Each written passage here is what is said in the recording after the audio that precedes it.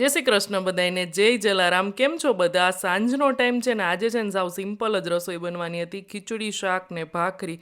Husband ટૂરમાં ગયા હતા ને તો એમને આવીને ખાલી આવું સાદું જ જમવું હતું, કારણ કે 2 દિવસ ટૂરમાં બહારનું જમ્યા હોય ને એટલે તો ખીચડી મૂકી દીધી.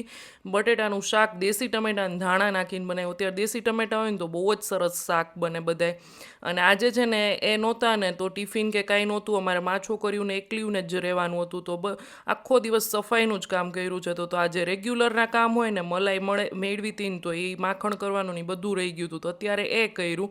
બંનેને પાથરીને રમવા બેસાડી છે. ને હવે જો ભાખરીનો લોટ બાંધું છું અને ફ્રીજમાં છે ને માખણ સેટ થવા મૂક્યું, એટલે પછી ઘી બનાવીશ. અને એક બાજુ છે ને ગોળ પાપડી 2 દિવસ પહેલાં કીધું હતું હસબન્ડે, તો અત્યારે છે ને અમે થોડી થોડી જ બનાવી, કારણ કે બધાને છે ને આમ 2 દિવસ થાય ને પછી કોઈ ન ખાય એટલે ગરમ ગરમ મજા આવે. તો કિચનમાં છે ને આવા કેટલા કામ હોય, વધારાનું કામ કરીને તેથી રેગ્યુલરનું કામ રહી જાય.